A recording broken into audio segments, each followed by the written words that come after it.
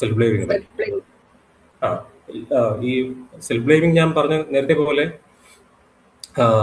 Self blame overcome ചെയ്യാൻ വേണ്ടി ഒരു പ്രാക്ടീസ് ഉണ്ട്. സാധാരണ ഈ സ്ട്രക്ചേർഡ് ആയിട്ടുള്ള ഒരു പ്രാക്ടീസസ് ഉണ്ടാവണം. ആൻഡ് ഞാൻ നേരത്തെ പറഞ്ഞ രണ്ട് കാര്യങ്ങൾ, ഒന്ന് നമ്മൾ എത്രത്തോളം നാച്ചറിങ് ആയിട്ടുള്ള സ്പേസിൽ പിന്നെ കണ്ടിന്യൂ ചെയ്യുമോ, പിന്നെ എത്രത്തോളം ഹെൽത്തി ആയിട്ടുള്ള ആൾക്കാരെ അസോസിയേറ്റ് ചെയ്ത് നിൽക്കുമോ ലൈഫിൽ. ഇത് രണ്ടും ഡിപ്പെൻഡ് ചെയ്താണ് റിക്കവർ ചെയ്തിരിക്കുന്നത് ഏറ്റവും പ്രധാനപ്പെട്ട രണ്ട് കാര്യങ്ങൾ. പിന്നെ ഒരു കാര്യം ഈ പറഞ്ഞ സ്ട്രക്ചേർഡ് ആയിട്ടുള്ള പ്രാക്ടീസസ്. അതിൽ ഒരു എക്സാമ്പിൾ പറയുകയാണെങ്കിൽ നമ്മളിപ്പോൾ ഒരു ലോഗ് സൂക്ഷിക്കുന്നത്, നമുക്ക് ട്രോമയുടെ ലോഗ് സൂക്ഷിക്കുന്നത്, നമ്മൾ ലോഗ് പോലെ എഴുതി സൂക്ഷിക്കുന്നത് ക്രോണോളജിക്കൽ ഓർഡറിൽ ഇപ്പൊ ഒരു ഇത്ര വർഷം മുതൽ നമുക്ക് സംഭവിച്ച ട്രോമാറ്റിക് ആയിട്ടുള്ള അനുഭവങ്ങൾ ഈ വ്യക്തിയിൽ നിന്നും ഉണ്ടായത്, അത് നമുക്ക് എഴുതി സൂക്ഷിക്കുന്നത് ചിലപ്പോൾ ചിലരെ സംബന്ധിച്ചിടത്തോളം ചിലർക്ക് ഭയങ്കര പെയിൻഫുൾ ആയിരിക്കും റിപ്പീറ്റഡ് ആയിട്ട് ട്രോമ എഴുതി സൂക്ഷിക്കുന്നത്. അപ്പൊ അത് അങ്ങനെ ഡീറ്റെയിൽ ആയിട്ട് എഴുതേണ്ട കാര്യമില്ല, ജസ്റ്റ് സൂചിപ്പിക്കുന്ന രീതിയിൽ എഴുതി വെച്ചാൽ മതി. ഓക്കെ, ഇങ്ങനെ സംഭവിച്ചു എന്നുള്ള രീതിയിൽ. ഓക്കെ, ഈ വ്യക്തി ഇന്ന രീതിയിലാണ് പെരുമാറിയത്, ഇന്ന കീവേഡ്സ് ആണ് യൂസ് ചെയ്തത് എന്നുള്ള രീതിയിൽ. അങ്ങനെ ഒരു ലോഗ്, ഒരു ട്രോമ ലോഗ്, ഈ വ്യക്തിയുമായിട്ട് നമുക്കുണ്ടായ ഒരു ട്രോമ ലോഗ് ബുക്ക് നമുക്കുണ്ടെങ്കിൽ നമ്മൾ ഈ സെൽഫ് ഡൗട്ട് ചെയ്യുന്ന സമയത്ത്, ഇനി അവരോട് വീണ്ടും സഹതാപം തോന്നുന്ന സമയത്ത് ഇതെടുത്ത് വെച്ച് വായിച്ചാൽ നമുക്ക് ക്ലാരിറ്റി കിട്ടും. ഇതാണ് സംഭവിച്ചത്. അത് എപ്പോഴൊക്കെ നമുക്ക് ഈ സെൽഫ് ഡൗട്ട് തോന്നുന്നു, വീണ്ടും ഈ വ്യക്തിയോട് സഹതാപം തോന്നുന്നു, ആ സമയത്തൊക്കെ ഇതെടുത്ത് വെച്ച് വായിക്കുന്നത് ഒരു രീതിയിൽ ലിബറേറ്റിംഗ് ആണ്. അതുപോലെ നമ്മൾ വീണ്ടും റീഅഫേമിങ് ചെയ്യുകയാണ്. ഓക്കെ, ഇതാണ് സംഭവം, ഈ വ്യക്തി എന്നോട് ചെയ്തത് ഇതാണ്. അവരുടെ ആക്ഷൻസ് വെച്ചിട്ട് നമ്മൾ എപ്പോഴും പിന്നീട് ഓർക്കുമ്പോൾ പോലും അവരെ ജഡ്ജ് ചെയ്യേണ്ടത് അവർ നമ്മളോട് ചെയ്ത ആക്ഷൻസിന്റെ ബേസിസിൽ മാത്രമായിരിക്കണം. അല്ലാതെ അവരുടെ ഫേക്ക് പ്രോമിസസിന്റെ ബേസിസിലോ അല്ലെങ്കിൽ നമ്മളോട് പറഞ്ഞ കാര്യങ്ങളുടെ ബേസിസിലോ ആയിരിക്കരുത്. അല്ലെങ്കിൽ ഇടയ്ക്കിടയ്ക്ക് ലവ് ബോംബിങ്ങിലെ സമയത്ത് കാണിച്ചിട്ടുള്ള പോലെയുള്ള ഈ പറഞ്ഞ സ്നേഹം കാണിക്കലുകളിൽ അതിലായിരിക്കരുത്. അത് വെച്ചിട്ടായിരിക്കരുത് നമ്മൾ ആ വ്യക്തിയെ തിരിഞ്ഞാലോചിക്കുമ്പോൾ ജഡ്ജ് ചെയ്യേണ്ടത്. തിരിഞ്ഞാലോചിക്കുമ്പോൾ അവർ നമ്മളോട് ചെയ്തിരുന്ന അബ്യൂസീവ് ആയിട്ടുള്ള ആക്ട്സ്, റിക്കറിംഗ് ആയിട്ട് അവർ ചെയ്തുകൊണ്ടിരുന്ന കുറെ കാലം ചെയ്തുകൊണ്ടിരുന്ന ആക്ടുകളുടെ ബേസിസിലായിരിക്കണം നമ്മൾ അവരെ വിലയിരുത്തേണ്ടത് എന്നുള്ളതാണ്. അപ്പൊ ഈ ഓരോ തവണ നമ്മുടെ ഉള്ളിലേക്ക് ഈ തോട്ട് വരുമ്പോൾ, ഈ ഒരു ചിന്ത വരുമ്പോൾ, സെൽഫ് ഡൗട്ട് ചെയ്യുന്ന ചിന്ത വരുമ്പോൾ ഇങ്ങനെ എടുത്തു വെച്ച് വായിക്കുന്നതും ഇത്തരത്തിൽ അതിനെ റീ ആർട്ടിക്കുലേറ്റ് ചെയ്യുന്നതും തിരിച്ച് നമ്മൾ പറയുന്നതും വളരെയധികം നല്ല ഒരു പ്രാക്ടീസ് ആയിരിക്കും. ഇതിങ്ങനെ ചെയ്ത് ആക്ച്വലി നമ്മളൊരു മസിലിനെ സ്ട്രെങ്തൻ ചെയ്യുന്ന പോലെയാണ്. ഇത് റിപ്പീറ്റഡ്ലി ചെയ്താണ് അത് പിന്നെ സ്ട്രെങ്തൻ ആവുന്നത്. നമ്മളൊരു നെർവസ് സിസ്റ്റം സ്ട്രെങ്തനിങ് എന്ന് പറയുന്നത് ഇതുപോലെ പ്രാക്ടീസ് ചെയ്ത് ഓരോ തവണ പ്രാക്ടീസ് ചെയ്യുമ്പോൾ മൂന്നാമത്തെ തവണ ആകുമ്പോഴത്തേക്ക് പിന്നെ ആ ബുക്ക് കണ്ടാൽ തന്നെ നമ്മൾ സാറ്റിസ്ഫൈഡ് ആവും. മനസ്സിലായില്ലേ?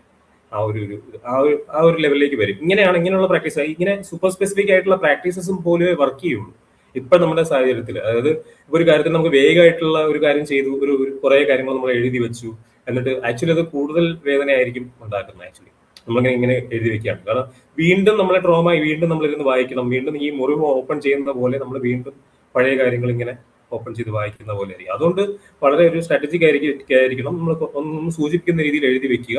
ഇന്ന പർപ്പസിന് വേണ്ടി ഇത്തരം കാര്യങ്ങൾ വരുന്ന സമയത്ത് ഇച്ചിരി ബുദ്ധിമുട്ടായിരിക്കും അത് പിന്നെയും എടുത്തു വെച്ച് വായിക്കുന്നത്. പക്ഷെ ആ ബുക്ക് പിന്നെ എടുക്കുന്നത് തന്നെ നമുക്കൊരു ഓക്കെ, ഇതാണ് എനിക്ക് സംഭവിച്ചിട്ടുള്ളത് എന്നുള്ള ഒരു രീതിയിലേക്ക് നമ്മൾ ബെറ്ററായി വരും. ആക്ച്വലി പതുക്കെ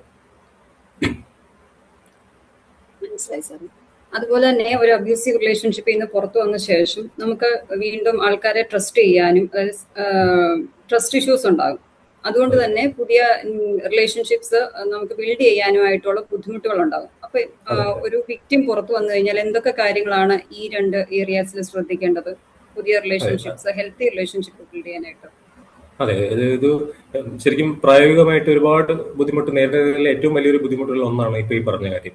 പിന്നെ നമുക്കൊരു ഹെൽത്തി ആയിട്ടുള്ള ആൾക്കാരെ, അല്ലെങ്കിൽ നമ്മൾ ആൾക്കാരെ പിന്നീട് ട്രസ്റ്റ് ചെയ്യാനുള്ള ബുദ്ധിമുട്ട്, ഭയങ്കരമായിട്ടുള്ള ട്രസ്റ്റ് ഇഷ്യൂസ്, അതിഭീകരമായിട്ടുള്ള ട്രസ്റ്റ് ഇഷ്യൂസ് ആയിരിക്കും ആദ്യമൊക്കെ ഉണ്ടാകുന്നത്. ആദ്യത്തെ ഒരു എന്ന് പറഞ്ഞ പലപ്പോഴും ഈ വിഡ്രോവൽ സ്റ്റേജ് എന്ന് പറയുമ്പോൾ ആദ്യത്തെ 30 ദിവസം മുതൽ 90 ദിവസം വരെയുള്ള സമയം എന്ന് പറയുന്നത് നമുക്ക് ഭയങ്കരമായിട്ടുള്ള ബുദ്ധിമുട്ടുകൾ വരുന്ന സമയമായിരിക്കും. അത് കഴിഞ്ഞിട്ടും പിന്നെ അങ്ങോട്ടും കുറെ വർഷങ്ങൾ തന്നെ നമുക്ക് മനുഷ്യരെ ട്രസ്റ്റ് ചെയ്യാൻ കഴിയില്ല, നമുക്ക് അലോ ചെയ്യാൻ കഴിയില്ല. ഇപ്പോൾ അത് എത്രത്തോളം ഹെൽത്തി ആയിട്ടുള്ള നല്ല വ്യക്തിയായാൽ പോലും നമുക്ക് പിന്നെയും നമുക്ക് എവിഡൻസസ് കിട്ടിക്കൊണ്ടിരിക്കണം, അവര് നല്ല ആളാണ്, ജെനുവിനാണ് ഇന്റൻഷൻ എന്ന് പറയുന്നത്. പലപ്പോഴും ഇപ്പൊ ഞാനിപ്പോ വന്നെന്ന് പറയുന്ന എന്നോട് പോലും ട്രസ്റ്റ് ചെയ്യാനായിട്ട് ഒരു ലെവൽ കഴിഞ്ഞാലേ കഴിയുന്നുണ്ടാവുള്ളൂ വ്യക്തിമായിട്ടിരിക്കുന്ന ആൾക്ക്. എനിക്കത് അറിയാം.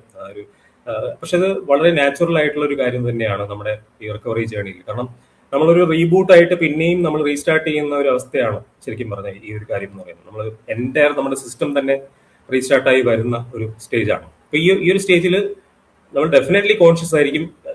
ഏതൊരു വ്യക്തി നമ്മുടെ ലൈഫിലേക്ക് വരുന്നുണ്ടെങ്കിൽ അവരെ വളരെ ഫിൽട്ടർ ചെയ്ത് മാത്രമേ നമ്മൾ എടുക്കത്തുള്ളൂ, അവരെ ക്ലോസ് ആക്കത്തുള്ളൂ. ആ ഒരു ക്ലോസ് സർക്കിളിലേക്ക് നമ്മൾ അല്ലെങ്കിൽ അവരോട് ഇതുപോലെ ട്രസ്റ്റ് ആയിട്ടുള്ള കാര്യം പറയുന്നത് പോലും ഇതെന്ന് പറഞ്ഞാൽ നാച്ചുറലി പാർട്ട് ഓഫ് ദിസ് എന്നുള്ളത് കാണുക എന്നുള്ളതാണ് ആദ്യത്തെ ഒരു കാര്യം എന്ന് പറയുന്നത്. അത് നമുക്ക് ഓവർകം ചെയ്യാൻ പറ്റുന്നത് ഈ പറഞ്ഞ പോലെ എന്തായാലും ഇനി അങ്ങോട്ടുള്ള നമ്മുടെ ലൈഫിൽ നമ്മൾ എംപവേർഡ് ആയിട്ടുള്ള രീതിയിലാണ് വരുന്നത്. ഞാൻ നേരത്തെ പറഞ്ഞുള്ള എമ്പതി ഉള്ള മനുഷ്യരായിരുന്നു നമ്മളെങ്കിൽ ആ എമ്പതിയെ എംപവേർഡ് ചെയ്ത് വരുന്ന ഒരു രീതിയിലാണ് നമ്മൾ ഇനി അങ്ങോട്ട് വരുന്നത്.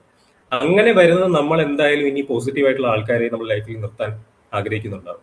എന്തായാലും നമ്മൾ ഈ അക്വൈന്റൻസ് എന്നുള്ള രീതിയിൽ, അതായത് നമുക്ക് സർവൈവലിന്റെ ഭാഗമായിട്ട് എന്തായാലും നമുക്ക് കമ്മ്യൂണിറ്റി ആവശ്യമാണ്, നമുക്ക് ചുറ്റും ആൾക്കാർ ആവശ്യമാണ്. അപ്പൊ അതിനുള്ള കണക്ഷൻസ്, ഒരു സൂപ്പർഫിഷ്യൽ ആയിട്ടുള്ള കണക്ഷൻസ് മനുഷ്യരായിട്ട് ഉണ്ടാക്കുന്നതിന് കുഴപ്പമില്ല.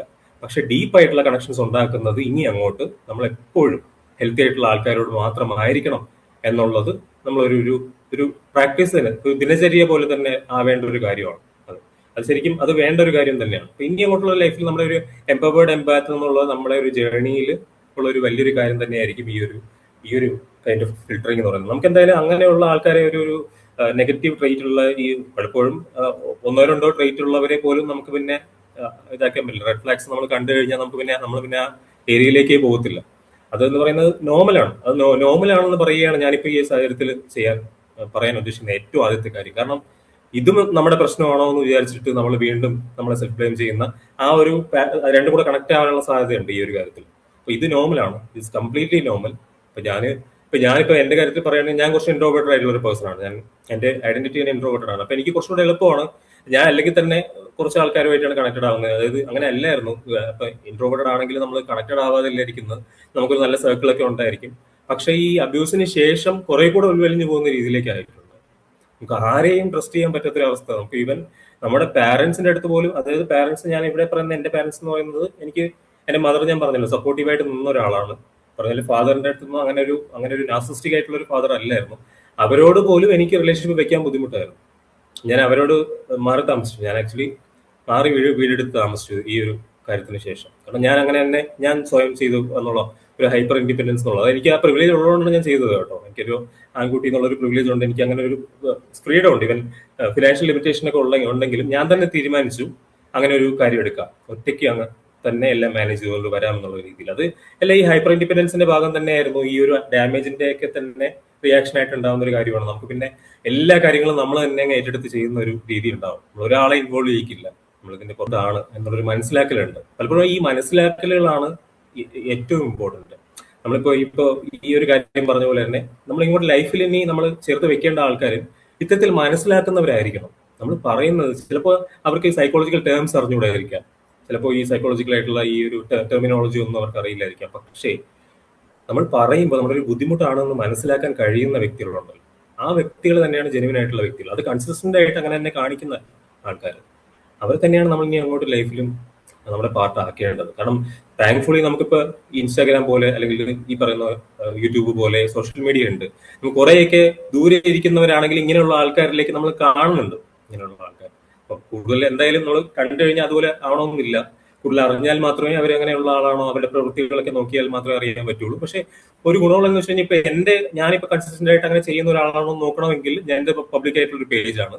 എന്റെ പേജിൽ ഞാൻ പോസ്റ്റ് ചെയ്തിരിക്കുന്ന കാര്യങ്ങൾ പണ്ട് പോലെയുള്ള എടുത്ത് നോക്കിക്കഴിഞ്ഞാൽ എന്റെ സ്വഭാവം എന്താണെന്ന് മനസ്സിലാവും. എനിക്ക് നല്ല രീതി ഞാനിത് ചെയ്യുന്ന ആളാണോ, അല്ല ഞാൻ പറച്ചിൽ മാത്രമേ ഉള്ളൂ, അത് മനസ്സിലാവും. ശരിക്കും നമ്മൾ അങ്ങനെ ട്രസ്റ്റ് ചെയ്താൽ മതി എന്നാണ് ഞാൻ പറയുന്നത്. ഏതൊരു വ്യക്തിയാണെങ്കിൽ ഇപ്പൊ എന്നെ ആണെങ്കിൽ കൂടി അങ്ങനെ ട്രസ്റ്റ് ചെയ്താൽ മതി. അങ്ങനെ ട്രസ്റ്റ് ചെയ്യുന്നവരെ മാത്രം നമ്മൾ കൂടെ കൂട്ടിയാൽ മതി. അതൊരു നാച്ചുറൽ പാർട്ട് ഓഫ് നമ്മുടെ ഇവല്യൂഷൻ ആണ്. ആക്ച്വലി ഇങ്ങനെ ഒരു കാര്യം സംഭവിച്ചു എന്നുള്ളത് കൊണ്ട് ഇതൊരു അൺനാച്ചുറൽ ആയിട്ടുള്ള കാര്യം ആകില്ല. ഇത് നാച്ചുറൽ ആണ്, ഇത് വളരെ നോർമലാണ്. ഇതിങ്ങനെ പതുക്കെ ഓവർ കോഴ്സ് ഓഫ് ടൈം ഇത് നമുക്ക് കുറച്ചുകൂടെ നല്ല രീതിയിൽ ഇടപെടാനും കമ്മ്യൂണിറ്റിയിൽ വരാനും ഒക്കെ പറ്റും. അത് ഇപ്പൊ ആ കാര്യങ്ങളൊക്കെ നടന്നുകൊണ്ടിരിക്കുകയാണല്ലോ. ഇപ്പൊ അങ്ങനെ ആ